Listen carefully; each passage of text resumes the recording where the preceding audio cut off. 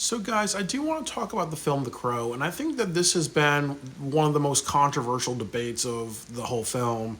Is Eric Draven considered a superhero or not? And there's a lot of just yeses and nos for this. I think that the first thing we have to say, what really constitutes a superhero? And to me, a superhero is really, like somebody that's really well known, like Spider-Man, Superman, Batman. They're part of like a big franchise usually. Usually they got their origin in comic books, and then also too that their actions are mostly heroic. Like with Spider-Man, his ultimate goal is to save the day.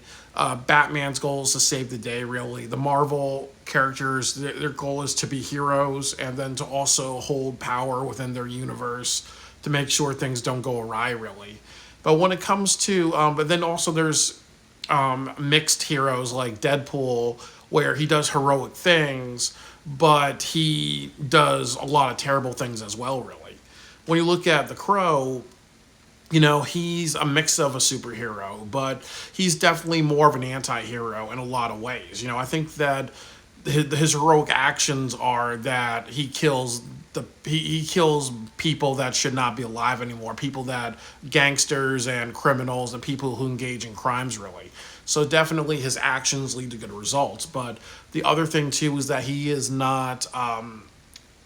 If these people if he died of natural causes, or if he died in a car crash, or he died by suicide, he would not be coming back to life really and doing all these things really. So he's like a wrathful ghost really, or a wrathful spirit.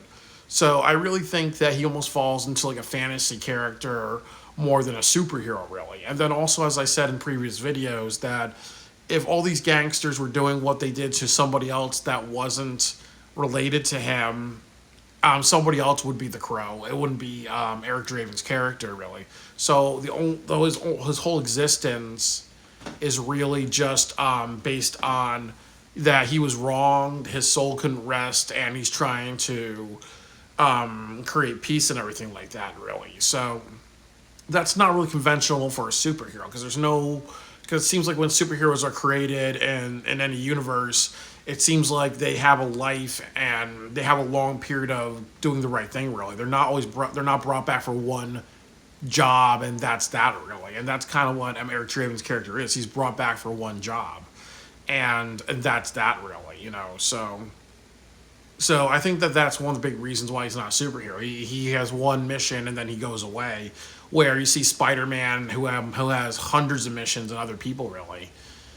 So I think that's one of the big things. I also think that the other thing too is that anti-heroes are superheroes. If you really look at Vegeta from Dragon Ball Z. Technically, Goku and Vegeta, even though they're not created by DC Comics, they're technically superheroes. Goku's goal is to protect the whole universe.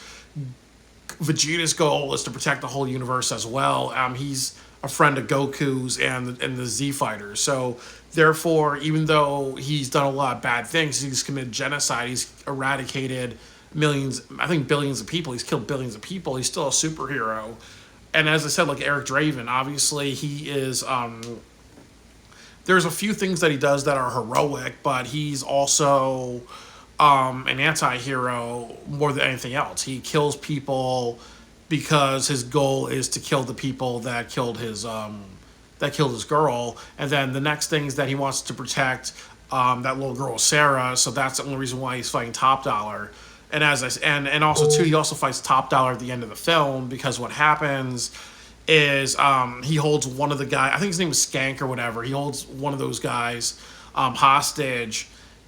For whatever reason, really. So if he was like, okay, well, I'm just gonna take him. I'm gonna do whatever I want to him, and you guys can do whatever. Really, that's not really heroic. The heroic thing would just be like, guys, this is what happened. Can you learn from my story not to do the same thing? Oh, well, fuck you. Well, you guys are the bad guys. We should all. Then I'll go on my killing spree, really.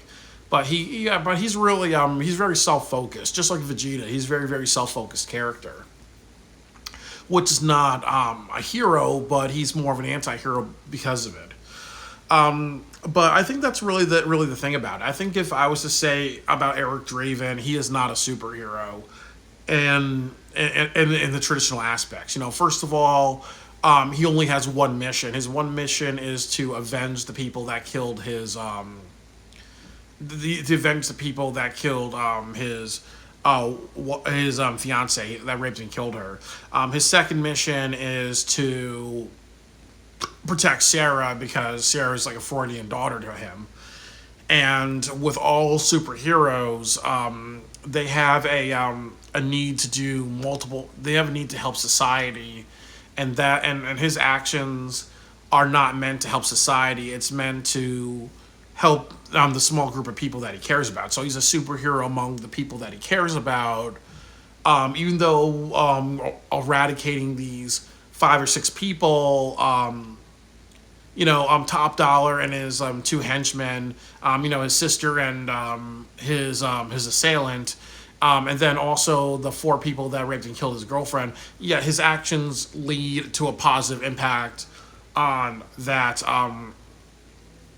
Lead to a positive impact, but definitely, it's very much more for him just getting revenge really and protecting the people that he cares about. It's not meant for him to protect a society almost. If he said something like, "I need to get rid of these people because they're gonna do more crazy shit," I think their goal is really to completely turn this part of Detroit into the Great Chicago Fire, like just make it nonstop fire or whatever. Then that would be totally different. So I really agree. I really agree that he's not a superhero because, as I said, he's a superhero among the people that he cares about. But in general, he is not a superhero. And I also think that the hard thing about it is also when you watch the film, obviously the death of Brendan Lee still hurts people.